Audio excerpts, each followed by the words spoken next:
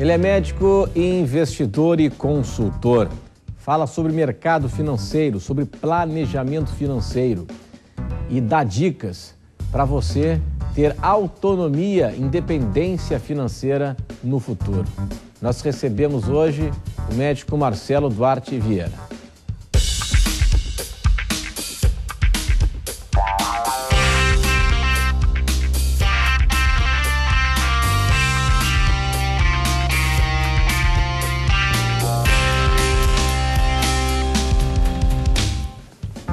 Doutor Marcelo, obrigado pela sua atenção aqui conosco, tudo certo? Tudo certo, eu que te agradeço, Renato, pelo convite. Agora, me explica o seguinte, você fez a faculdade de medicina, tem consultório médico, é médico, e como é que surgiu esse interesse pelo mercado financeiro?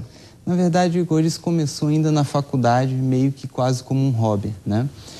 Durante a faculdade de medicina, eu fiz uma prova para monitoria, e então nessa monitoria eu ganhei uma bolsa, então foi o primeiro dinheiro que eu ganhei, e eu aproveitei para investir esse dinheiro. Então eu fui ao banco e conversar com o gerente, e eu tive a ideia, vou investir em ações, né, sem ter muita noção do que eu estava fazendo, e aí que tudo começou. Esse foi o princípio de tudo, e aí a partir desse momento eu comecei daí para frente a estudar, me dedicar, e depois de alguns anos investindo, eu, enfim, desenvolvi uma metodologia de investimento, de planejamento financeiro, e eu comecei a compartilhar isso com os meus amigos, com os familiares, e realmente eles começaram a achar interessante e tudo mais, e a partir desse momento eu pensei, por que não levar isso para outro nível e levar para outras pessoas também. No início, o resultado foi positivo ou quebraste a cara? No início eu tive um resultado positivo por pura sorte, né? Eu não sabia investir da forma adequada, mas aquilo era em 2005 e era um momento onde a bolsa só subia, o momento econômico no Brasil era bom, então as ações estavam subindo, eu não tinha a menor noção do que eu estava fazendo, mas eu estava tendo um bom retorno financeiro. E isso tem os dois lados de quando você começa a investir na bolsa. Se você começa num momento bom, isso pode se tornar perigoso. Claro. Porque você pode começar a ganhar dinheiro e achar pronto, descobrir a fórmula para enriquecer. E, na verdade, você só está pegando um bom momento econômico, você não está investindo da forma mais adequada e pode até começar a arriscar demais o seu dinheiro, né? E já quem começa no momento ruim, o ruim é que pode perder um dinheiro inicialmente, mas fica mais rápido a lição de que para você investir, você não precisa ser nenhum especialista, mas você tem que procurar alguns conhecimentos, alguns conceitos básicos para implementar, para você ter um bom retorno dos seus investimentos. Qual o caminho, então, para se conquistar a independência financeira? O primeiro passo é o que eu chamo de captação inteligente. Logicamente, para você... Qual que é o meu conceito de independência financeira? É você poder viver do retorno dos seus investimentos. Sem trabalhar? Sem trabalhar. Sem trabalhar. O dinheiro vai trabalhar para ti? O dinheiro vai trabalhar para você, exatamente. É colocar o dinheiro para trabalhar. Mas para você colocar o dinheiro para trabalhar para você, logicamente, primeiro você tem que ter esse dinheiro. Então, para isso, você tem que fazer um planejamento e juntar dinheiro. A forma mais eficiente que eu vejo de fazer isso, na prática, que eu vejo as pessoas terem resultado, é quando você recebe o seu salário, você já tirar uma parte dele, 10%, 5%. No início, 15%, na largada. Na Recebeu, já separa. Exatamente. E investe, tá? Antes, porque o que acontece? Se não recebe, você gasta tudo. Que sobrar, der o envio. Se der um envio, você acaba gastando com coisas que de repente nem eram tão essenciais. E no final das contas não sobra dinheiro e você não começa. Começar também é um passo muito importante. Porque o que a gente vê na prática? Quando uma pessoa começa, mesmo que o valor seja bem pequeno, e todo mês colocando um pouquinho, aquele dinheiro vai crescendo. E aí a autoestima começa a aumentar. Você começa, poxa, eu tô no caminho, meu patrimônio está crescendo. E aí aquilo com o tempo vai virando uma bola de neve. Quem não começa, deixa sempre para depois, Não, esse ano está meio apertado, esse ano não começa nunca. E acaba não conquistando uma coisa que não é tão difícil de ser conquistada, só precisa de realmente um pouco de disciplina. Então, o primeiro passo é a captação inteligente. O segundo passo é o que eu chamo de um investimento eficiente. Se você juntar dinheiro e simplesmente botar tudo na poupança, por exemplo, recentemente o rendimento da poupança está sendo negativo, abaixo da inflação. Então, o seu dinheiro em termos de nominais de número, ele está crescendo, mas ele está perdendo valor de compra. Então, você tem que investir em alguma coisa, alguma forma de investimento mais eficiente, né? Então, e você também tem que aprender a arriscar um pouco. A gente tem no Brasil, a gente teve toda uma geração onde os juros no Brasil ainda é alto, mas eram muito mais altos ainda. Então, todo mundo investia só na renda fixa. E enfim, a economia era muito menos estável do que é hoje. A bolsa praticamente quase ninguém investia. Então, criou-se toda uma geração acostumada só com renda fixa, sem arriscar, digamos assim. Só que hoje a coisa mudou. Hoje a renda fixa ainda tem um rendimento, mas se você quer realmente ter mais eficiência nos seus investimentos, você tem que arriscar um pouco mais, como acontece em todos os países desenvolvidos. Agora, quando você fala em perseguir a independência financeira, poupando, aplicando, investindo, você está se referindo apenas ao mercado financeiro ou também a imóveis, outros tipos de investimentos? Não, eu costumo falar mais sobre mercado financeiro, que é o que eu particularmente mais gosto de investir. Sim. Mas, sem dúvida alguma, você pode comprar um terreno, você pode comprar um imóvel, você pode, para quem tem um pouco mais de conhecimento, tem gente que constrói, vem, compra um terreno, constrói um prédiozinho, uma casa, vende. Já é algo um pouco que envolve um pouco mais, tem um envolvimento um pouco maior. Sim. Mas, sem dúvida alguma, qualquer um desses tipos de investimento também são válidos. Nós estamos na companhia do médico e consultor financeiro Marcelo Duarte Vieira. Daqui a pouco, depois do intervalo, no mercado financeiro, qual é o critério para dividir, né? Para onde é que vai cada pacotinho do seu dinheiro? Nós vamos para o intervalo e até já.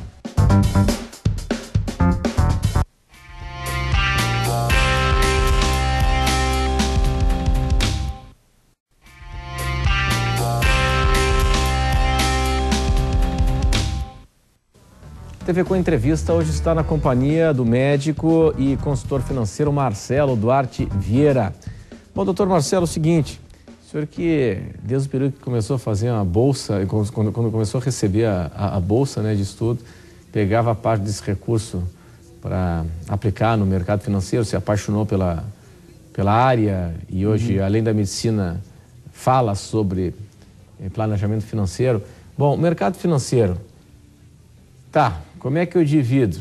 É tesouro direto, renda variável, enfim? Assim, não existe uma resposta pronta, né? Na verdade, depende muito do perfil de cada investidor. Existe basicamente, né, os principais tipos de investimento em termos de mercado financeiro, tá?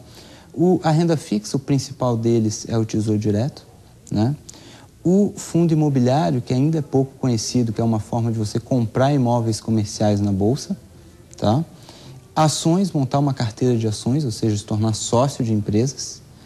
E um quarto método mais avançado, que seria realmente o que se chama de especular no mercado financeiro.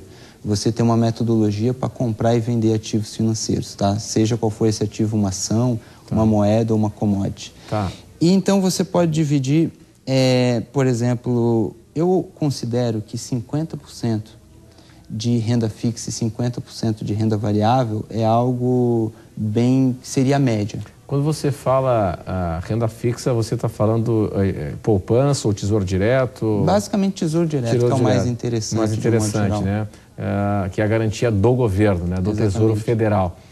E não é muito arriscado, não é bem agressiva essa postura de 50% de renda variável? Eu não considero pelo seguinte, os estudos apontam que se você investir na Bolsa de Valores por mais de 10 anos, por exemplo, a sua chance de ganho é de mais de 95%. Tá, mas deixa eu tirar uma dúvida aí. Quando você fala assim, se você investir por mais de 10 anos, isso significa por 10 anos ficar botando R$100, R$500, R$5.000 todo mês?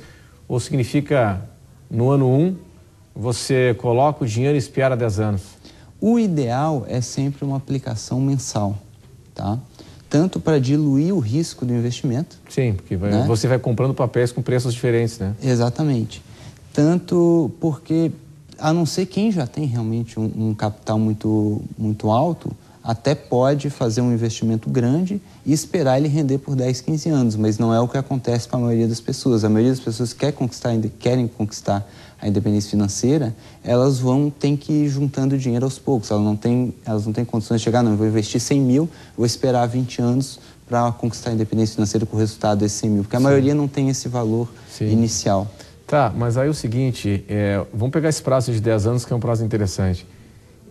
Não é só para especialista, ou eu preciso de um corretor, de uma equipe, numa corretora, para escolher para mim qual é o papel mais interessante, qual é o fundo imobiliário mais interessante, enfim. Porque eu, leigo como home broker, aquele operador ali, o cidadão, ele é estudante, ele é empresário, ele é dentista, ele é, enfim, advogado.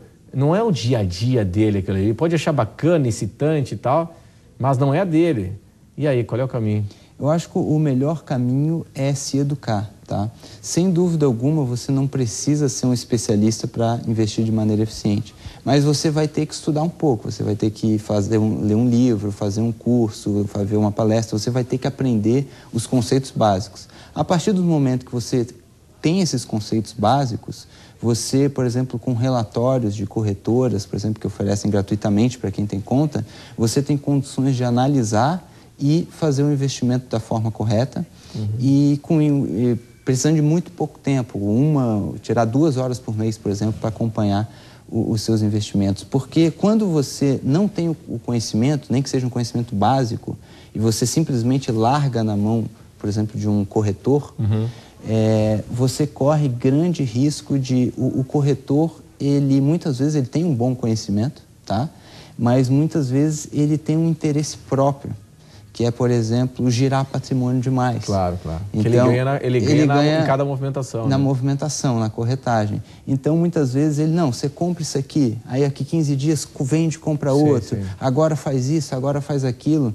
E muitas vezes eles acabam colocando não é todos os casos, tá? Mas muitas vezes eles acabam colocando, às vezes, o interesse deles um pouco na frente do interesse do cliente. O filme, aquele do DiCaprio, O Lobo de Wall Street. O Lobo de Wall Street, é assim que ele ganha dinheiro, né? Exatamente. É na atividade, né? Na rotatividade. Na rotatividade. Então, não que não dê para ganhar dinheiro com rotatividade. Não dá para ter um bom retorno, mas você tem que fazer a rotatividade sabendo o que você está fazendo e não simplesmente colocar alguém para girar o seu dinheiro sem critério algum, simplesmente com algum interesse por trás.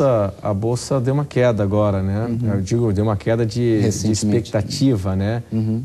De atratividade, né? Porque antes da crise ela chegou a 70 mil pontos, né? Isso.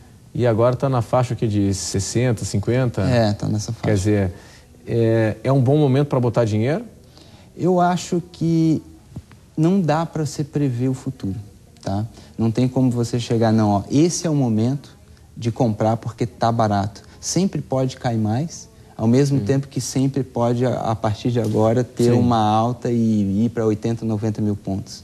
Então, eu acho que o fundamental é juntar dinheiro, investir todos os meses e procurar investir bem. Por exemplo, se é em ações, comprar ações de boas empresas. Se é um fundo imobiliário, comprar um imóvel bom, comprar um título de tesouro direto. Desde procurar ficar descobrindo a hora, o momento ideal de investir, simplesmente sempre investir de uma maneira mais eficiente. Porque realmente a gente vê, às vezes tem analista que vai lá na televisão, não, isso vai acontecer, aquilo vai acontecer.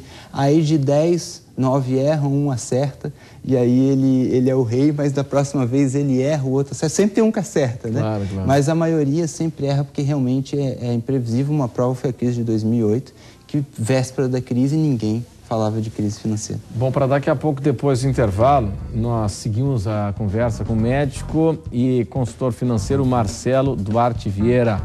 Intervalo, até já.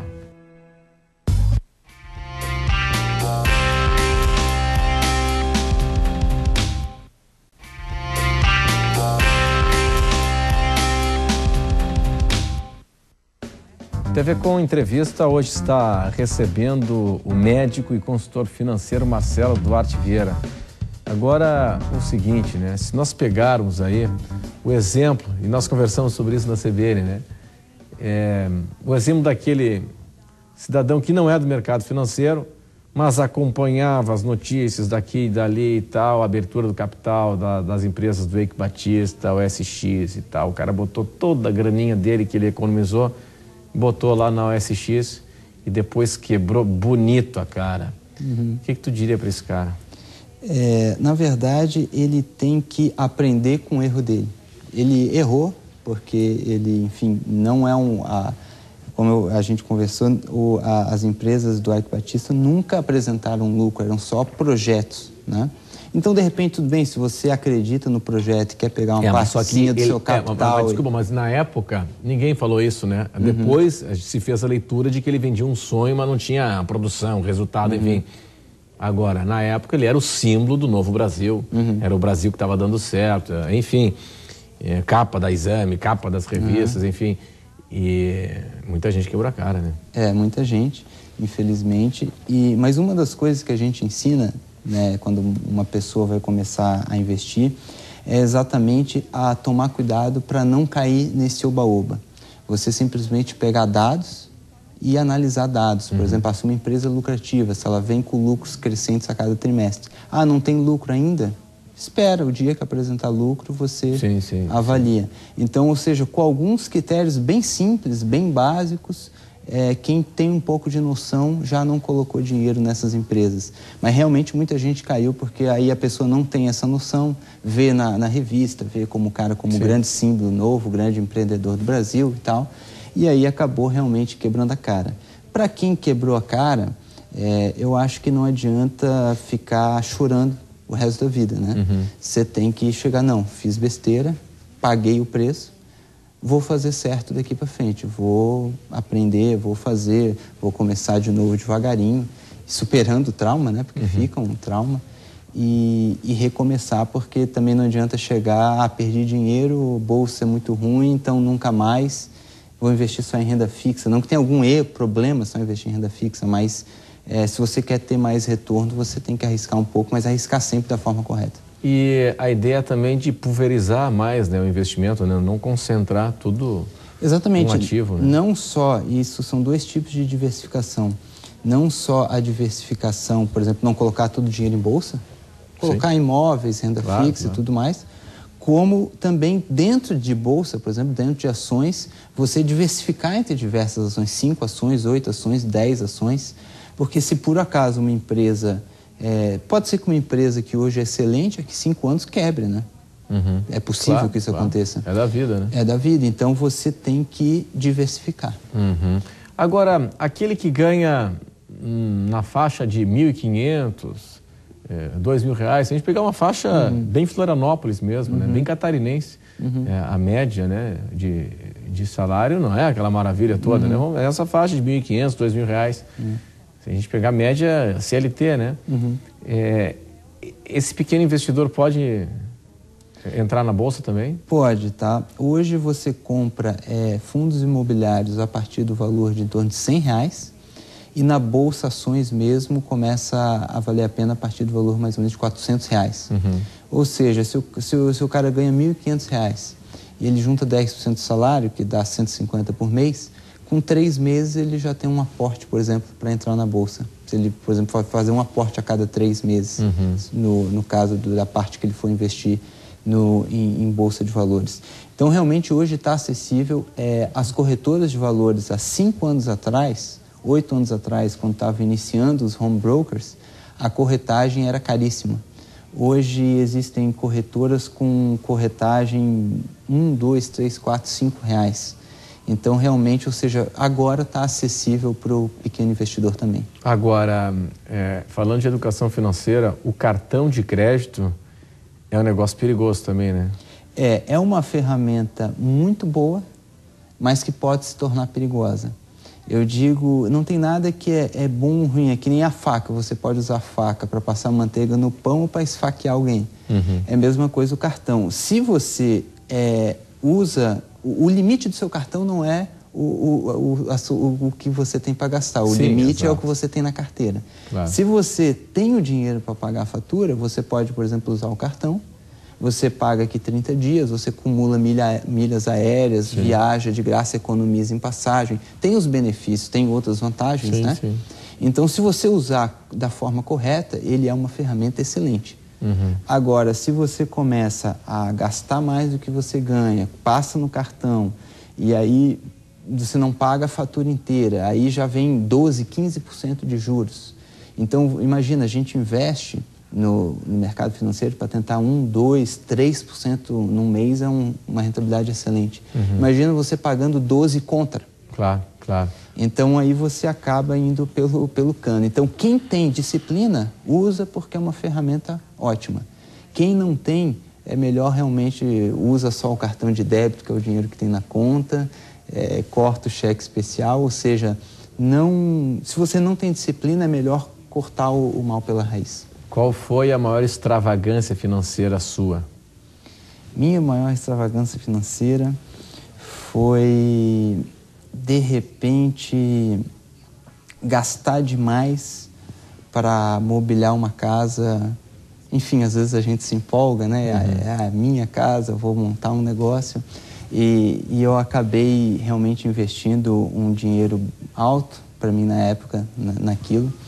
E acabei me apertando um pouco ali nos outros meses. Foi realmente um erro que eu cometi, que eu aprendi, que eu espero não cometer mais. Obrigado pela sua atenção aqui conosco e até uma próxima oportunidade. Obrigado, eu que te agradeço, Renato. TV Com Entrevista vai ficando por aqui. Até semana que vem. Tchau, tchau.